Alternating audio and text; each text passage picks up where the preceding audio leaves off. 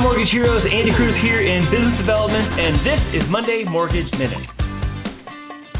Thank you for tuning in. Welcome back to a new week. It should be a pretty light week this week because last week we had a pretty substantial move in mortgage rates. They were worse for the week. This week they're going to be a little neutral because of what's coming next week. Yes, we do have unemployment claims coming out on Thursday. Once again, expected to be under that 300,000 person mark. We'll see if that's actually a mark that's hit or not. But really, the bulk of the economic information and Fed information that's going to come out that we're relying on is going to come next week. The Fed committee meeting minutes are going to come out. They're going to make a statement on next Wednesday, November 3rd. That's going to tell us a lot more about the tapering plan. It's going to tell us more about their economic projections and outlook, and then whether or not we agree with what they're saying or not. And then, of course, we have the non-farm payroll coming out next week as well, which will tell us that as far as the employment health outlook and what we're really looking at as far as jobs are concerned.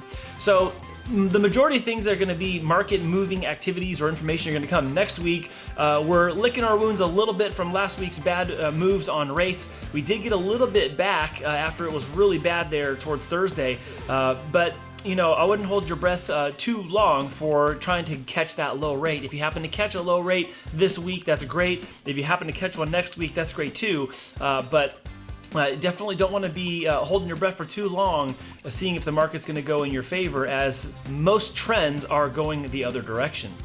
We do expect that we're going to continue to see higher rates ahead with some of these policy decisions being made, as well as some announcements regarding the tapering. You know, some of the things that are being said and commented on aren't always matching up with what we're seeing on the consumer side of things. Some of the things we're not seeing when we're talking to people and hearing what they're dealing with out there at the store lines and what they're paying for things. So just be aware that some of the things you're seeing corroborate and some things don't, and take that into consideration when you're deciding whether or not you should lock your loan.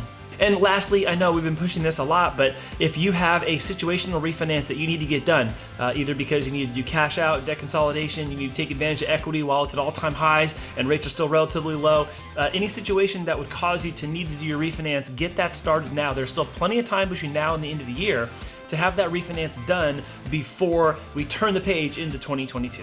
Thank you so much for watching, and we'll see you again next week.